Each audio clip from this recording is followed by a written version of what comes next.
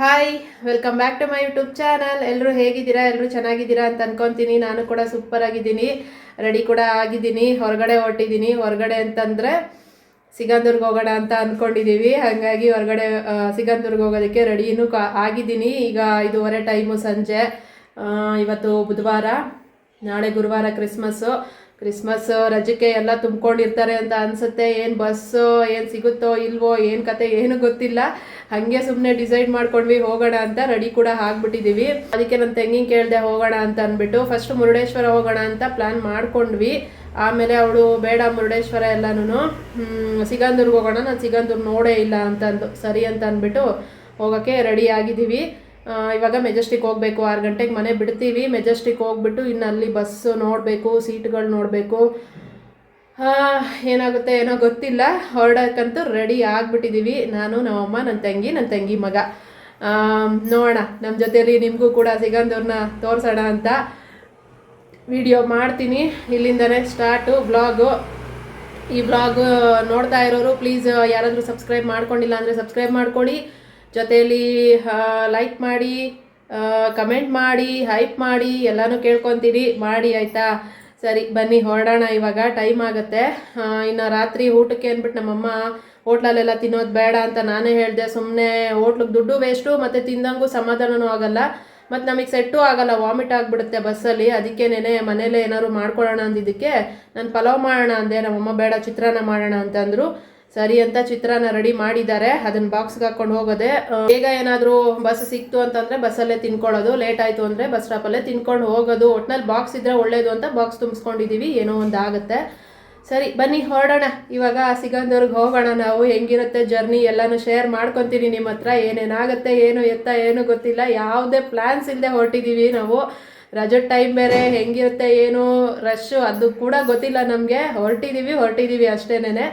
ನೋಡೋಣ ಏನೇನಾಗುತ್ತೆ ಎಲ್ಲನೂ ಶೇರ್ ಮಾಡ್ಕೊತೀನಿ ನಿಮ್ಮ ಹತ್ರ. ಇನ್ನು ಈ ವ್ಲಾಗು ಸಿಗಂದೂರ್ ವ್ಲಾಗೇ ಆಗಿರುತ್ತೆ.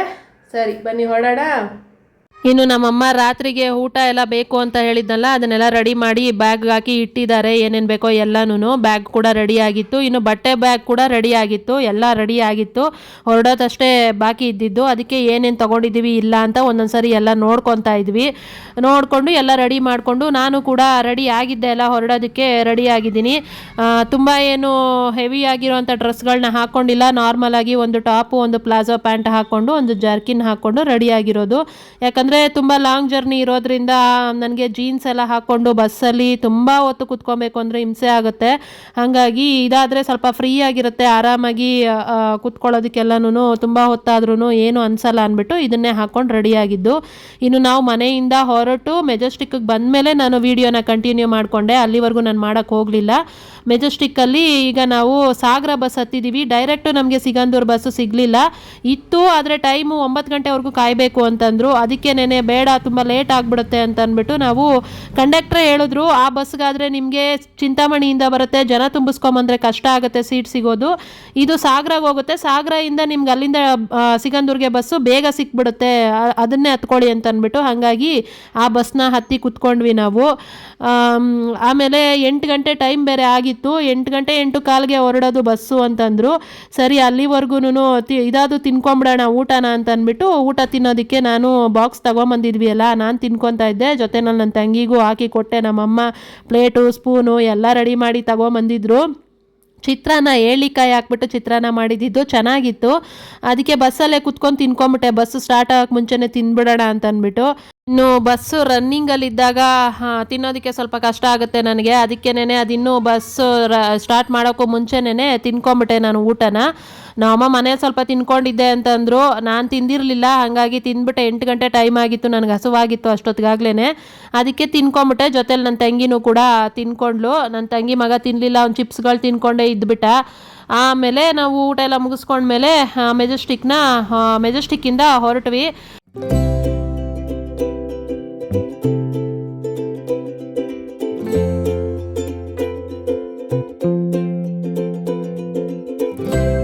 ಇನ್ನು 10 ಗಂಟೆ ಟೈಮು ಕರೆಕ್ಟ್ಗೆ ಊಟಕ್ಕೆ ಅಂತ ಅಂದ್ಬಿಟ್ಟು ಸ್ಟಾಪ್ ಕೊಟ್ಟಿದ್ದಾರೆ ಒಂದು ಜಾಗದಲ್ಲಿ. ಇದು ಸ್ಟಾಪ್ ಹೆಸರು ಏನೋ ಮರ್ತೋಗ್ಬಿಟ್ಟೆ ನಾನು. ತುಂಬ ದೂರ ಏನು ಹೋಗಿರಲಿಲ್ಲ, ಹತ್ತತ್ರ ನೆಲಮಂಗ್ಲ ಬಿಟ್ಟು ಮುಂದೆ ಬಂದಿದ್ವಿ ಅಂತ ಅನಿಸುತ್ತೆ ಅಷ್ಟೇನೆ. ಅಲ್ಲೇ ಸ್ಟಾಪ್ ಕೊಟ್ಟರು. ಊಟ ಎಲ್ಲ ಮಾಡ್ಕೊಳ್ಳೋರು ಮಾಡ್ಕೊಳ್ಳಿ ಅಂತ ಅಂದ್ಬಿಟ್ಟು. ಇನ್ನು ನಾನೇನು ತಿನ್ನಕ್ಕೆ ಹೋಗಲಿಲ್ಲ, ನಾನು ಆಲ್ರೆಡಿ ತಿಂದಿದ್ದೆ ಅಲ್ಲ. ಹಾಗಾಗಿ ನನ್ನ ತಂಗಿ ಮಗ ಮಾತ್ರ ತಿಂದಿರಲಿಲ್ಲ ಅಂದ್ಬಿಟ್ಟು ಅವನು ಅನ್ನ ಸಾಂಬಾರು ತೆಗೆಸ್ಕೊಂಡು ತಿನ್ಕೊಂಡು ಮತ್ತೆ ಏನೋ ಚಿಪ್ಸ್ಗಳು ಅವು ಇವು ತಗೊಂಡು ಬರ್ತಾ ಇದ್ದಾರೆ. ನೋಡಿ ಅಲ್ಲಿ ಬರ್ತಾ ಇದ್ದಾರೆ ಇಬ್ಬರು ಕೂಡ. ಇನ್ನು ಅಲ್ಲಿಂದ ಹೊರಟ ಮೇಲೆ ಇನ್ನು ಸಾಗರನೇ ಸ್ಟಾಪು. ಅಲ್ಲಿ ತನಕ ನಾನು ಎದ್ದೇಳಕ್ಕೆ ಹೋಗಲಿಲ್ಲ. ಅಂದರೆ ಸಿಕ್ಕಾಪಟ್ಟೆ ಚಳಿ ಇತ್ತು. ಅದಕ್ಕೆ ಈ ಥರ ಬೆಡ್ಶೀಟ್ ಗುಬ್ರ ಹಾಕೊಂಡು ಹೆಂಗಿದ್ದೀನಿ ನೋಡಿ. ಬಸ್ಸಲ್ಲಂತೂ ಥಂಡಿಗೆ ಒದ್ದಾಡೋಗ್ಬಿಟ್ಟೆ ನಾನು. ಅಷ್ಟು ಚಳಿ ಆಗ್ತಿತ್ತು. ಇನ್ನೊಂದು ಏನಾದರೂ ತರಬೇಕಾಗಿತ್ತು ಬೆಡ್ಶೀಟು ಅಂತ ಅನ್ನಿಸ್ತು. ಅಷ್ಟು ಅಲ್ಲಿರೋ ಆಂಟಿ ನೋಡಿ, ಅವರು ಪಾಪ ರೆಟ್ಗಳನ್ನೆಲ್ಲ ಇಟ್ಕೊಂಡು ಕೂತಿದ್ದಾರೆ ಚಳಿಗೆ ತಡ್ಕೊಳಕ್ಕಾಗದೆ. ಆ ಥರ ನಡಗಿಸ್ತಾ ಇತ್ತು ಚಳಿ. ಇದು ಸಾಗರ ಬಸ್ ಸ್ಟಾಪು. ಸಾಗರ ಬಸ್ ಸ್ಟಾಪಲ್ಲಿ ಒಂದು 5 ನಿಮಿಷಕ್ಕೆಲ್ಲನೂ ಸಿಗಂದೂರು ಬಸ್ ಸಿಗುತ್ತೆ. ಬೆಳಗಿನ ಜಾವ 5:15 ಸಾಗರಗೆ ಬಂದಿದ್ದು ನಾವು. ಒಂದು 5 ನಿಮಿಷಕ್ಕೆ ಎಲ್ಲನೂ ಸಿಗಂದೂರು ಬಸ್ಸು ಸ್ಟಾರ್ಟ್ ಮಾಡಿದ್ರು. ಅಲ್ಲಿಂದ ಹೊರಟಿದ್ದು ನಾನು. ಅಲ್ಲಿಂದ ಕೂಡ ನಿದ್ದೆಗಳನ್ನಲ್ಲೇ ತೂಗುಡ್ಸ್ಕೊಂಡು ಬರ್ತಾ ಇದ್ದೆ. ಅದು ಯಾವಾಗ ಬ್ರಿಡ್ಜ್ ಸ್ಟಾರ್ಟ್ ಆಯಿತೋ ಕರೆಕ್ಟಾಗಿ ಸ್ಟಾರ್ಟ್ ಆಗೋಷ್ಟೊತ್ತಿಗೆ ಎಚ್ಚರ ಆಗೋಯ್ತು ನನಗೆ. ಎಚ್ಚರ ಆಗಿ ಕಣ್ಬಿಟ್ಟು ನೋಡ್ತೀನಿ, ಬ್ರಿಡ್ಜ್ ಮೇಲೆ ಇದ್ದೀವಿ. ಸಕ್ಕತ್ತಾಗಿದೆ ಮಾತ್ರ. ಅಲ್ಲಿ ನೋಡ್ತಾ ಇರ್ಬೋದು, ಕಣ್ಣಲ್ಲಿ ನೋಡೋದಕ್ಕೆ ಅಂದರೆ ಡೈರೆಕ್ಟಾಗಿ ನೋಡೋದಕ್ಕೆ ಸಿಕ್ಕಾಪಟ್ಟೆ ಸಕ್ಕತ್ತಾಗಿತ್ತು. ನದಿ ಮೇಲೆ ಫುಲ್ಲು ಮಂಜು ಮುಚ್ಕೊಂಡಿರೋ ಥರ ಕಾಣ್ತಿದೆ ಅಲ್ಲ, ಸಕ್ಕತ್ತಾಗಿತ್ತು ಮಾತ್ರ ನೋಡೋದಕ್ಕೆ. ಬ್ರಿಡ್ಜು ಅಷ್ಟೇ ಸೂಪರಾಗಿದೆ. ಆದರೆ ಕತ್ಲು ಇದ್ದಿದ್ದಕ್ಕೆ ಅಷ್ಟು ಸರಿಯಾಗಿ ಕಾಣಿಸ್ಲಿಲ್ಲ ನನಗೆ. ನಾನು ಕೂಡ ನಿದ್ದೆಗಣ್ಣಲ್ಲಿದ್ದೆ ಅಲ್ಲ, ಹಾಗಾಗಿ ಬ್ರಿಡ್ಜ್ನ ಸರಿಯಾಗಿ ನೋಡೋಕ್ಕಾಗಿರಲಿಲ್ಲ. ಈ ಕಡೆ ನದಿನ ಮಾತ್ರ ನೋಡಿದೆ. ಮತ್ತು ಕೊನೆ ಸೀಟಲ್ಲಿ ಇದ್ದಿದ್ದರಿಂದ ನನಗೆ ಸರಿಯಾಗಿ ಕಾಣ್ತಾ ಇರಲಿಲ್ಲ. ಹಾಗಾಗಿ ಎಷ್ಟಾಗುತ್ತೋ ಅಷ್ಟು ಮಾತ್ರ ನದಿನ ಕ್ಯಾಪ್ಚರ್ ಮಾಡಿಕೊಂಡೆ. 2 ಲಾಂಚ್ಗಳು ಮಾತ್ರ ಅಲ್ಲಿ ಕೊನೆ ಅಂದರೆ ಸ್ಟಾರ್ಟಿಂಗ್ ಇದರಲ್ಲಿ ನಿಂತಿದ್ವು, ನೋಡಿದೆ ನಾನು. ಆದರೆ ಅದಿನ್ನೂ ಏನೋ ಕ್ಲೋಸ್ ಆಗಿದೆ ಅಂತ ಹೇಳಿದ್ರು. ಯಾರಿಗೂ ಇವಾಗ ಓಡಾಡೋಕ್ಕಾಗ್ತಿಲ್ವಂತೆ ಲಾಂಚ್ ಮೇಲೆ. ನಾನು ಒಂದೇ ಒಂದು ಸರಿ ಒಂದು 15 ವರ್ಷದ ಹಿಂದೆ ಬಂದಿದ್ದಾಗ ಅದ್ರ ಮೇಲೆ, ಈ ನದಿ ಮೇಲೆ ಹೋಗಿದ್ದೆ. ಅದನ್ನೇ ನೋಡ್ತಾ ನೆನಪಿಸ್ಕೊತಾ ಇದ್ದೆ. ಒಟ್ಟಿನಲ್ಲಿ ಸಕ್ಕತ್ತಾಗಿದೆ ನದಿ ಮಾತ್ರ, ಸಿಕ್ಕಾಪಟ್ಟೆ ದೊಡ್ಡದಾಗಿ ಎಷ್ಟು ಚೆನ್ನಾಗಿದೆ ಅಂತ. ಬ್ರಿಡ್ಜ್ ಮಾಡಿದ್ದು ಒಂಥರ ಒಳ್ಳೇದೇ. ಆದರೆ ಲಾಂಚ್ ಎಕ್ಸ್ಪೀರಿಯೆನ್ಸು ಮಾಡೋಕ್ಕಾಗಲ್ಲ ಅಷ್ಟೇ ಇವಾಗ ಬರೋರಿಗೆಲ್ಲನೂ. ಒಂದು 5 ತಿಂಗಳ ಹಿಂದೆ ಬಂದಿದ್ರು ಕೂಡ ಹೋಗ್ಬೋದಿತ್ತು ಅಂತ ಅನಿಸುತ್ತೆ ಲಾಂಚಲ್ಲಿ. ತುಂಬ ಲೇಟಾಗಿ ಬಂದುಬಿಟ್ಟಿದ್ದೀವಿ. ನನ್ನ ತಂಗಿ ಪಾಪ ಹೋಗೇ ಇಲ್ಲ, ನಾನು ಯಾವತ್ತೂ ಕೂಡ ಹೋಗಬೇಕಿತ್ತು ಅಂತಂದ್ಲು. ಆದರೆ ಏನು ಮಾಡೋದು, ನಾವು ಮತ್ತೆ ದೇವಸ್ಥಾನದ ಹತ್ರನೂ ಕೇಳಿದ್ವಿ. ಅಲ್ಲಿ ಕೂಡ ಅವರು ಇಲ್ಲ, ಇವಾಗ ಕ್ಲೋಸ್ ಆಗಿಬಿಟ್ಟಿದೆ ಅಂತಂದರು.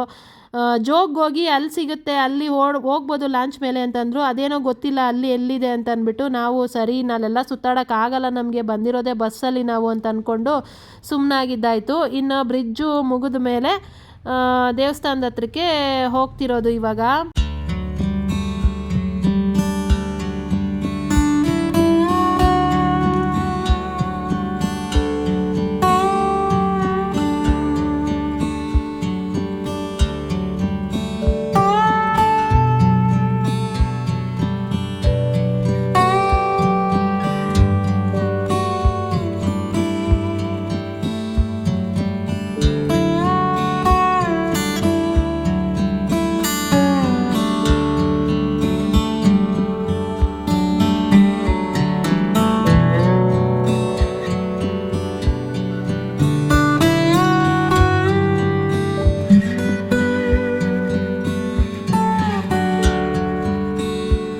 ನಾವು ಫಸ್ಟ್ ಒಂದು ಸರಿ ಬಂದಿದ್ದಕ್ಕೂ ಇವಾಗ ಬಂದಿರೋದಕ್ಕೂ ಸ್ವಲ್ಪ ವ್ಯತ್ಯಾಸ ಇದೆ. ಆವಾಗ ಅದೇ ಹೇಳ್ದಂಗೆ ಬ್ರಿಡ್ಜ್ ಇರಲಿಲ್ಲ, ಆವಾಗ ಲಾಂಚ್ ಮೇಲೆ ಬರಬೇಕಿತ್ತು. ಅದೊಂದು ಎಕ್ಸ್ಪೀರಿಯೆನ್ಸು ಸಖತ್ತಾಗಿರೋದು ಮಾತ್ರ.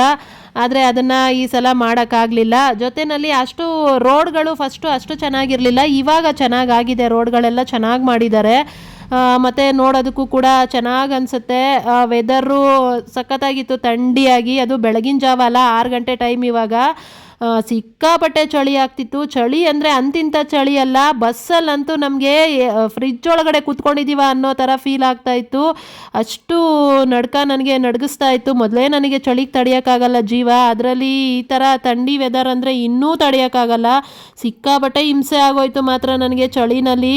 ನನ್ನ ತಂಗಿ ಅಲ್ಲಿ ಹೋಗಿ ಇಳಿದಿದ್ದು, ಅವಳು ಹೇಳಿದ್ದು ಒಂದೇ ಮಾತು, ದರ್ಶನ ಆಯಿತಾ, ನಡೀತಾ ಇರಬೇಕು ಅಷ್ಟೇನೆ, ನನ್ನ ಕೈಯಲ್ಲಿ ಆಗಲ್ಲ ನೈಟ್ ಜರ್ನಿ ಮಾಡೋಕ್ಕೆ, ನಾವು ಡೇ ಜರ್ನಿನಲ್ಲೇ ಹೊರಟೋಗ್ಬಿಡೋಣ, ಬೇಗ ಮನೆಗೆ ಹೋಗ್ಬೋದು ಅಂತ ಅಂದ್ಬಿಟ್ಟು. ಅಲ್ಲಿಗೆ ಹೋದ್ಮೇಲೆ ನನಗೂ ಕೂಡ ಹಾಗೆ ಅನ್ನಿಸ್ತು, ನಿಜವಾಗ್ಲೂ ಆಗಲ್ಲ ಥಂಡಿನಲ್ಲಿ ಜರ್ನಿ ಮಾಡೋದು ಅಂದರೆ. ನೈಟು ಟೈಮು ಅಷ್ಟು ಚಳಿ ಆಗುತ್ತೆ. ಆ ಬೆಡ್ಶೀಟ್ ಗುಬ್ರ ಹಾಕ್ಕೊಂಡಿದ್ರು ಕೂಡ ಬೆಡ್ಶೀಟ್ ಎಲ್ಲ ತಣ್ಣಗಾಗೋಯ್ತು, ಕೈಕಾಲೆಲ್ಲ ತಣ್ಣಗಾಗೋಯ್ತು. ಒಟ್ಟಿನಲ್ಲಿ ಫ್ರಿಜ್ ಒಳಗಡೆ ಕೂತಿದ್ದೀವ ನಾವು ಅನ್ನೋ ಥರನೇ ಇತ್ತು. ಅಂಥ ಚಳಿ ಆಗ್ತಾಯಿತ್ತು, ನಿಜವಾಗ್ಲೂ ಸಖತ್ ಹಿಂಸೆ ಆಗೋಯ್ತು. ಅದಕ್ಕೆ ನಾನು ಕೂಡ ಡಿಸೈಡ್ ಮಾಡಿಕೊಂಡೆ, ಓಕೆ ನಾವಿಲ್ಲಿ ದೇವಸ್ಥಾನ ದರ್ಶನ ಮುಗಿಸ್ಕೊಂಡು ಹೊರಟು ಬಿಡೋಣ, ಸಾಕು ಇನ್ನೆಲ್ಲೂ ಹೋಗೋಕ್ಕಾಗಲ್ಲ ಅಂತ ಅಂದ್ಕೊಂಡು ಅದೇ ಹೇಳಿದೆ ಅವಳಿಗೂ ಕೂಡ ಆಯಿತು ಅಂತ ಅಂದ್ಬಿಟ್ಟು.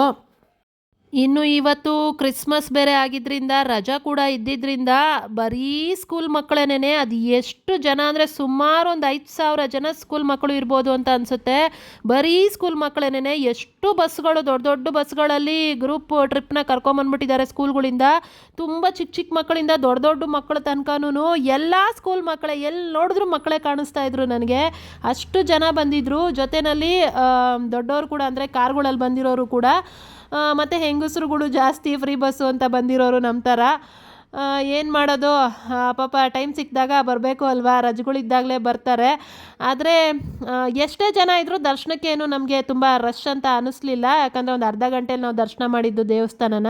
ಆದರೆ ಸ್ನಾನ ಮಾಡ್ಕೊಳ್ಳೋದಕ್ಕೆಲ್ಲ ನಮಗೆ ಆಗಲೇ ಇಲ್ಲ, ಯಾಕಂದರೆ ಸಿಕ್ಕಾಪಟ್ಟೆ ಜನಗಳು ಇದ್ದರು. ಅಲ್ಲಿ ಸ್ನಾನದ ಮನೆ ಇದೆ, ಆದರೆ ಅಷ್ಟು ಕ್ಲೀನ್ ಇಲ್ಲ. ಸ್ನಾನದ ಮನೆ ನಾನು ಮುಂಚೆ ನೋಡಿರಲಿಲ್ಲ, ಯಾಕಂದರೆ ನಾವು ಬೇರೆ ಕಡೆಯಿಂದ ಟ್ರಿಪ್ಪು ಮುಗಿಸ್ಕೊಂಡು ದರ್ಶನಕ್ಕೆ ಇಲ್ಲಿಗೆ ಬಂದಿದ್ದು, ದರ್ಶನ ಮಾಡಿ ಹೊರಟಿದ್ದಷ್ಟೇ. ಹಂಗಾಗಿ ನನಗೆ ಅಷ್ಟು ಗೊತ್ತಿರಲಿಲ್ಲ ಇಲ್ಲಿ ಸ್ನಾನದ್ದೆಲ್ಲನೂ. ಅಲ್ಲಿ ಹೋಗಿ ನೋಡಿದ ಮೇಲೆ ನನಗೆ ಗೊತ್ತಾಗಿದ್ದು.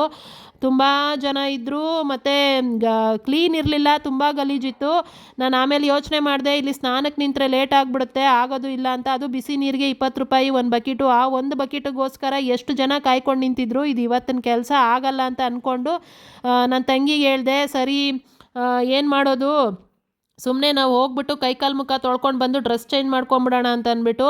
ಯಾಕಂದರೆ ಆಗಲ್ಲ ಅಲ್ಲಿ ಕಾಯ್ಕೊಂಡು ನಿಂತ್ಕೊಳ್ಳೋದಕ್ಕೆ, ಹೆಂಗಿದ್ರೂ ನಾವು ಮನೆಯಲ್ಲಿ ಸ್ನಾನ ಮಾಡಿನೇ ತಾನೇ ಬಂದಿದ್ದೀವಿ, ಪರವಾಗಿಲ್ಲ ಏನೂ ಆಗಲ್ಲ ಅಂತ ಅಂದ್ಕೊಂಡು ಹಾಗೆ ಮಾಡಿದ್ದು ನಾವು.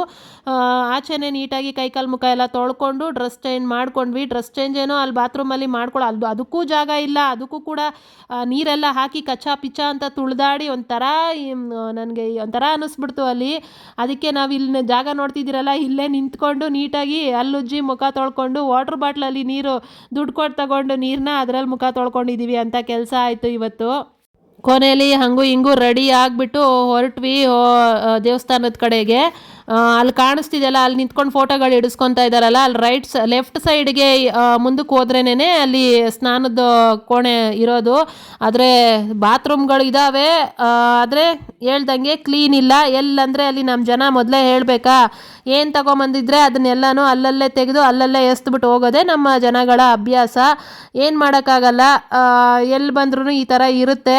ಅದೇನೋ ಸೋಪು, ಬ್ರಷು, ಪೇಸ್ಟು ಎಲ್ಲ ತಂದಿರ್ತೀರ, ಶಾಂಪು ಎಲ್ಲನೂ, ದಯವಿಟ್ಟು ಅವನ್ನೆಲ್ಲನೂ ಪೇಪರ್ಗಳು ಓಪನ್ ಮಾಡಿದಾಗ ಒಂದು ಕವರ್ ಇಟ್ಕೊಂಡು ಆ ಕವರ್ಗೆ ಹಾಕ್ಕೊಂಡು ತಗೊಂಡೋಗಿ ಎಲ್ಲಾದರೂ ಡಸ್ಟ್ಬಿನ್ ಇರೋ ಕಡೆ ಹಾಕಿದ್ರೆ ಆಯಿತು ಅಲ್ವಾ. ಎಲ್ಲಂದರೆ ಅಲ್ಲಿ ಬಿಸಾಕಿ ಬಂದರೆ ನಮ್ಮದೇ ಪರಿಸರ ಹಾಳಾಗುತ್ತೆ ಅಷ್ಟೇನೆ. ಅಷ್ಟು ಚೆನ್ನಾಗಿರೋ ಜಾಗನ ನಾವೇ ನಮ್ಮ ಕೈಯಾರ ಹಾಳು ಮಾಡಿ ಬರ್ತೀವಿ ಅಷ್ಟೇನೆ. ಅದಕ್ಕೆ ನಾನು ಅದಕ್ಕೆ ಹೇಳಿದೆ, ಸುಮ್ಮನೆ ರೆಡಿ ಆಗೋಣ, ಹಿಂಗೆ ಮುಖ ತೊಳ್ಕೊಂಡು ಡ್ರೆಸ್ ಹಾಕ್ಕೊಂಡು ರೆಡಿ ಆಗಿಬಿಟ್ಟು ಹೋಗಿ ದರ್ಶನ ಮಾಡ್ಕೊಳ್ಳೋಣ, ದೇವರೇನು ಶಾಪ ಕೊಡಲ್ಲ ನಮಗೆ ಅಂತ ಹೇಳ್ಬಿಟ್ಟು ನನ್ನ ತಂಗಿಗೆ ಸರಿ ಅಂತ ಅಂದ್ಬಿಟ್ಟು ಎಲ್ಲರೂ ಡಿಸೈಡ್ ಮಾಡಿಕೊಂಡು ಆಚೆನೇ ನಿಂತ್ಕೊಂಡು ಅಲ್ಲುಜ್ಜಿ ಮುಖ ತೊಳ್ಕೊಂಡು ಅಲ್ಲಿ ಬಾತ್ರೂಮಲ್ಲಿ ಹೋಗಿ ಡ್ರೆಸ್ನ ಚೇಂಜ್ ಮಾಡ್ಕೊಂಡು ಬಂದುಬಿಟ್ಟು ರೆಡಿ ಆಗಿಬಿಟ್ಟು ಇನ್ನು ದೇವಸ್ಥಾನದ ಕಡೆಗೆ ಹೋಗ್ತಿದ್ದೀವಿ ಇವಾಗ.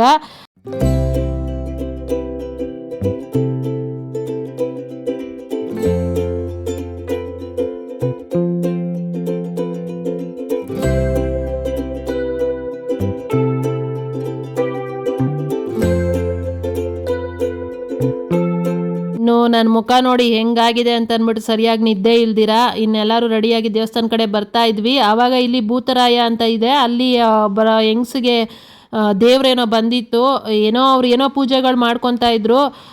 ಅದನ್ನೇ ಸ್ವಲ್ಪ ನೋಡ್ತಾ ಇದ್ದೆ, ವಿಡಿಯೋ ಮಾಡ್ಕೊಂಡೆ. ಅಯ್ಯಪ್ಪ ನೋಡಿಬಿಟ್ರು, ಅದಕ್ಕೆ ಬಂದ್ಬಿಟ್ಟೆ ಈ ಕಡೆಗೆ. ಇನ್ನಿದು ದೇವಸ್ಥಾನದ ಕಡೆಗೆ ಬಂದ್ವಿ ನಾವು. ಜನ ನೋಡ್ತಿರ್ಬೋದು ಎಷ್ಟು ಜನ ಇದ್ದಾರೆ ಅಂತ ಅಂದ್ಬಿಟ್ಟು. ಎಷ್ಟು ಜನ ಇದ್ರೂ ಏನು ದರ್ಶನಕ್ಕೇನು ಹಿಂಸೆ ಅಂತ ಅನ್ನಿಸ್ಲಿಲ್ಲ. ಒಂದು ಅರ್ಧ ಗಂಟೆ ವೆಯ್ಟ್ ಮಾಡಿಸಿದ್ರು ಅಷ್ಟೇನೆ, ಒಂದು ಅರ್ಧ ಗಂಟೆ ಕ್ಯೂ ನಿಲ್ಲಬೇಕಾಯ್ತು. ಮತ್ತು ಬೇಗ ಬೇಗ ಬಿಟ್ಟು ಕಳಿಸ್ತಾ ಇರ್ತಾರೆ. ನಾವು ಲಾಸ್ಟ್ ಟೈಮ್ ಬಂದಾಗ ಕೂಡ ಇದೇ ಥರ ಅವತ್ತು ಇನ್ನೂ ಸಿಕ್ಕಾಪಟ್ಟೆ ಜನ ಇದ್ದರು. ಯಾಕಂದರೆ ಅವತ್ತು ನಾವು ಬಂದಿದ್ದು ದಸರಾ ಟೈಮಲ್ಲಿ, ವಿಜಯದಶಮಿ ಅವತ್ತಂತೂ ಸಿಕ್ಕಾಪಟ್ಟೆ ಜನ ಇದ್ದರು. ಅವತ್ತು ತುಂಬ ಹೊತ್ತು ವೆಯ್ಟ್ ಮಾಡಿದ್ವಿ ಅವತ್ತು. ಇವತ್ತು ಅಷ್ಟೇನು ಜನ ಇದ್ದರೂ ಕೂಡ ಅಷ್ಟೇನು ಇದಿರಲಿಲ್ಲ, ಬೇಗ ಬೇಗ ಬಿಟ್ಟು ಕಳಿಸ್ಬಿಟ್ರು. ಬೆಳಗ್ಗೆನೇ ಆಗಿದ್ದರಿಂದ ಜಾಸ್ತಿ ಅಷ್ಟಾಗಿ ಇನ್ನು ದರ್ಶನಕ್ಕೆ ಕ್ಯೂ ನಿಂತಿರಲಿಲ್ಲ ಅಂತ ಅನಿಸುತ್ತೆ. ನಾವು ಹೋದ್ಮೇಲೆ ಸುಮಾರು ಜನ ಬಂದರು. ನಾವು ಹೋಗಿ ದರ್ಶನಕ್ಕೆ ನಿಂತ್ಕೊಂಡ್ಮೇಲೆ ನಮ್ಮಿಂದ ಕ್ಯೂ ಜಾಸ್ತಿ ಆಯಿತು. ನಾವು ಹೋದಾಗ ಅಷ್ಟಾಗಿರಲಿಲ್ಲ, ಹಾಗಾಗಿ ನಮಗೆ ಬೇಗನೆ ದರ್ಶನ ಆಗೋಯ್ತು. ಯಾವುದೇ ದೇವಸ್ಥಾನಕ್ಕೆ ಹೋದರೂ ಅಷ್ಟೇ ಬೆಳಗ್ಗೆ ಬೇಗ ಹೋಗ್ಬಿಟ್ರೆ ಎಲ್ಲರೂ ರೆಡಿಯಾಗಿ ಬರೋದಕ್ಕೆ ಟೈಮ್ ತಗೊತಾರೆ ಅಲ್ಲ, ಅಷ್ಟರೊಳಗೆ ನಾವು ದರ್ಶನ ಮಾಡಿ ಬಂದ್ಬಿಡ್ಬೋದು. ದರ್ಶನಕ್ಕೂ ಹೋಗೋಕ್ಕೂ ಮುಂಚೆನೇ ಇಲ್ಲಿ ಲಗೇಜು ಮತ್ತು ಚಪ್ಪಲಿಗಳು ಇಡೋದಕ್ಕೆ ಕೌಂಟ್ರ್ ಇದೆ. ಅಲ್ಲಿ ಬಂದು ನಾವು ಲಗೇಜು ಮತ್ತು ಚಪ್ಪಲಿನ ಬಿಟ್ಬಿಟ್ಟು ಹೊರಟಿದ್ದು.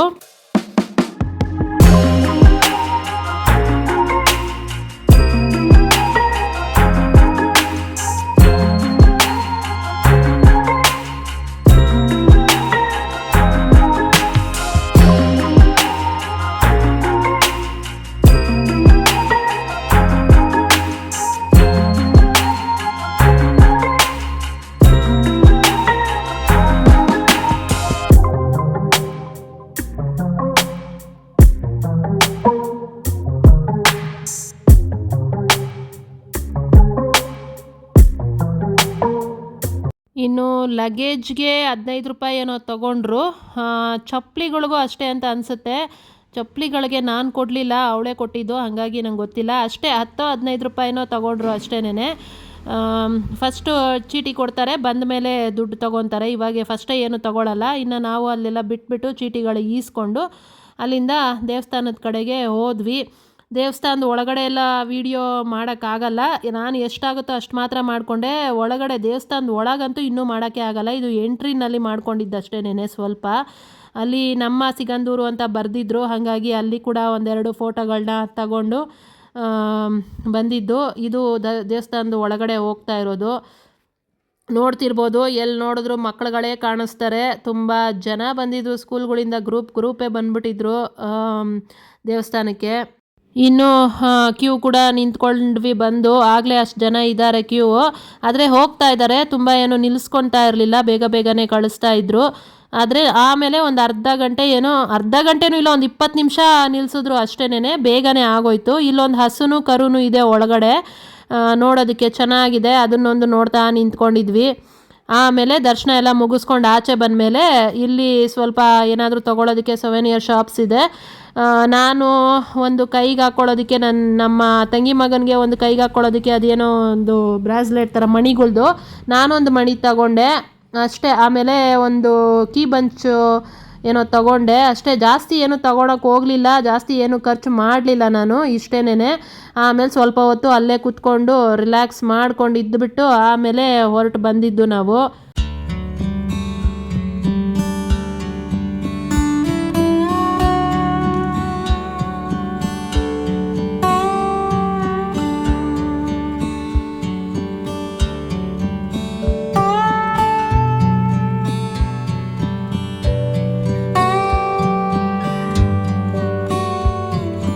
ಇಲ್ಲೊಂದು ದೇವಸ್ಥಾನ ಇದೆ, ದೇವಸ್ಥಾನದ ಎದುರುಗಡೆನೆ ಭೂತರಾಯ ಅಂತ ಅಂದ್ಬಿಟ್ಟು, ಅದನ್ನು ನೋಡೋಣ ಅಂತ ಅಂದ್ಬಿಟ್ಟು ಹೋದ್ವಿ. ಹಲಸಿನ ಮರದ ಕೆಳಗಡೆ ದೇವ್ರನ್ನ ಇಟ್ಟಿರೋದು. ನಾನು ಯಾವತ್ತೂ ನೋಡಿರಲಿಲ್ಲ ಹಲಸಿನ ಮರದ ಕೆಳಗಡೆ ದೇವರು ಇರೋದು. ಇಲ್ಲಿ ಇತ್ತು, ಭೂತರಾಯ ಅಂತ ಇತ್ತು ದೇವ್ರ ಹೆಸರು.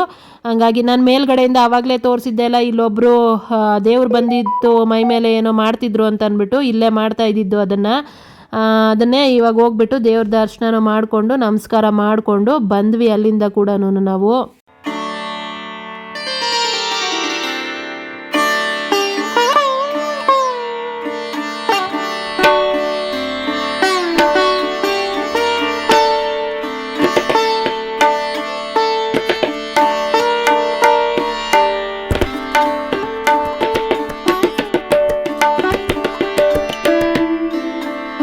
ಇನ್ನು ದೇವ್ರ ದರ್ಶನ ಎಲ್ಲ ಮುಗಿಸ್ಕೊಂಡು ಮುಂದೆ ಬಂದಾದಮೇಲೆ ಟೈಮ್ ಆಗಿತ್ತಲ್ಲ, ತಿಂಡಿ ಮಾಡಬೇಕಿತ್ತು, ಹೊಟ್ಟೆ ಹಸುವಾಗ್ತಾ ಇತ್ತು. ಅಲ್ಲುಜಿದ ತಕ್ಷಣ ಹೊಟ್ಟೆ ಹಸು ಸ್ಟಾರ್ಟ್ ಆಗಿಬಿಡುತ್ತೆ. ಅದರಲ್ಲೂ ಆಚೆ ಇದ್ದಾಗ ಇನ್ನೂ ಬೇಗ ಹೊಟ್ಟೆ ಹಸು ಸ್ಟಾರ್ಟ್ ಆಗುತ್ತೆ.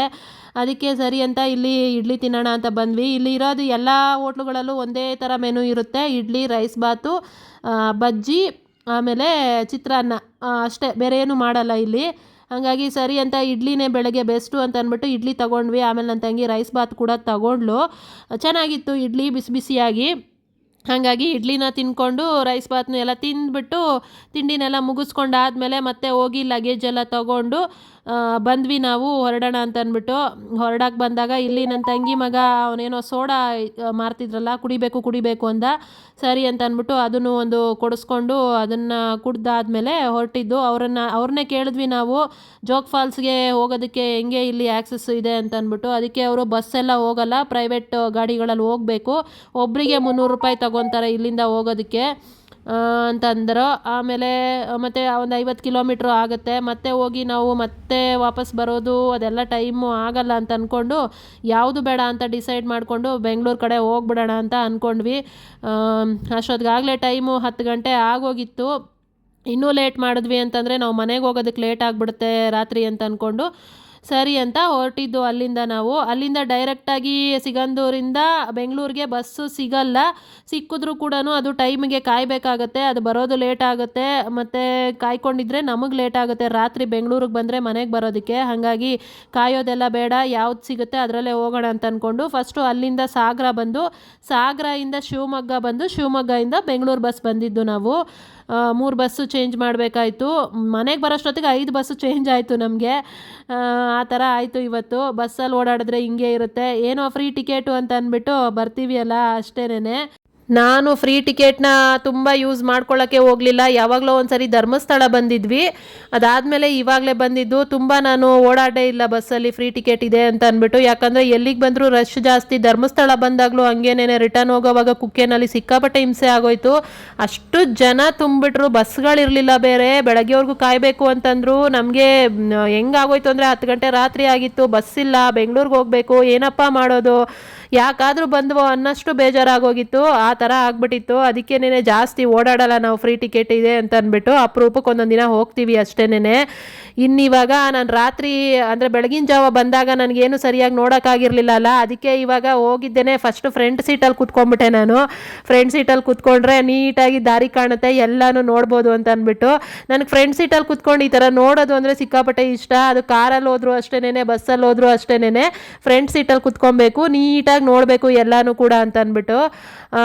ಬರೋವಾಗ ಬ್ರಿಡ್ಜು ಸರಿಯಾಗಿ ನೋಡಿರಲಿಲ್ಲ ಅಲ್ಲ, ವೀಡಿಯೋ ಮಾಡ್ಕೊಳಕ್ಕಾಗಿರಲಿಲ್ಲ. ಹೋಗೋವಾಗಂತೂ ನಿಜವಾಗ್ಲೂ ಬ್ರಿಡ್ಜು ಹೆಂಗಿತ್ತು ಅಂತಂದರೆ ಒಂಥರ ಸ್ವರ್ಗಕ್ಕೆ ದಾರಿ ಮಾಡಿದಾರ ಅನ್ನೋ ಥರ ಬ್ರಿಡ್ಜು ಹೊಸದಾಗಿರೋದಕ್ಕೂ.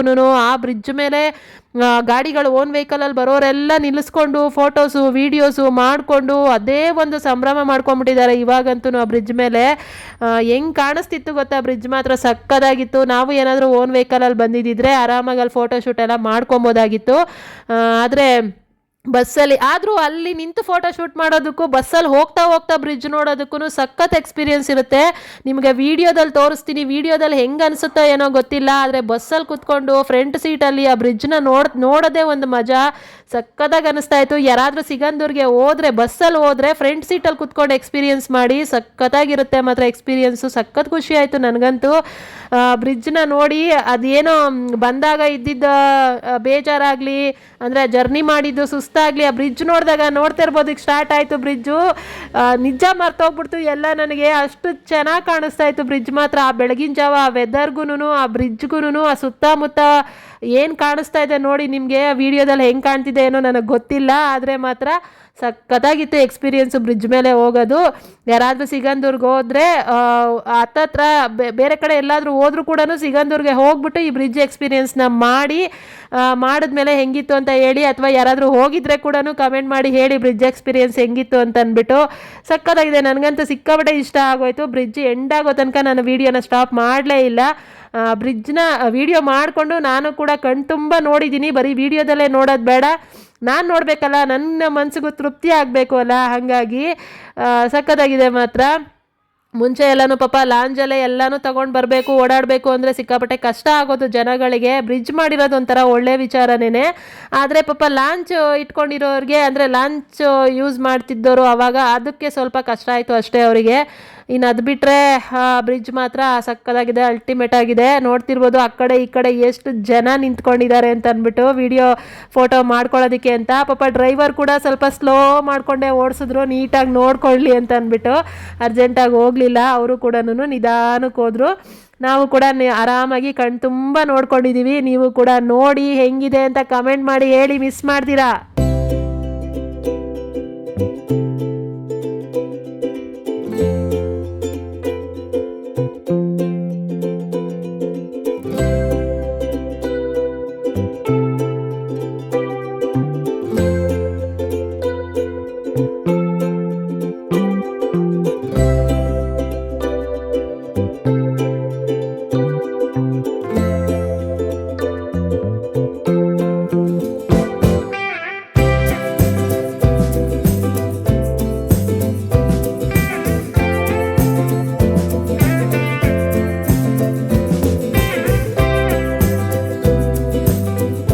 ಹೆಂಗಿತ್ತು ಬ್ರಿಡ್ಜು ಕಮೆಂಟ್ ಮಾಡಿ ಹೇಳಿ, ಮಿಸ್ ಮಾಡ್ದಿರಾ.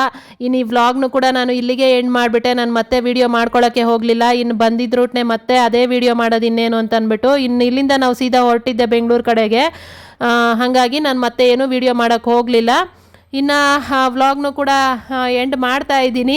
ಈ ವಿಡಿಯೋ ನಿಮ್ಗೇನಾದರೂ ಇಷ್ಟ ಆಗಿದರೆ, ಸಿಗಂದೂರು ಟ್ರಿಪ್ ನಿಮ್ಗೆ ಇಷ್ಟ ಆಗಿದ್ದರೆ ಪ್ಲೀಸ್ ಕಮೆಂಟ್ ಮಾಡಿ ಹೇಳಿ ಹೆಂಗಿತ್ತು ಅಂತ ಅಂದ್ಬಿಟ್ಟು. ನೆಕ್ಸ್ಟ್ ವ್ಲಾಗಲ್ಲಿ ಸಿಗೋ ತನಕ ನನ್ನ ಮಿಸ್ ಮಾಡ್ಕೊತಾ ಇರಿ. Thank you so much. Take care. Bye bye ಎಲ್ಲರಿಗೂ.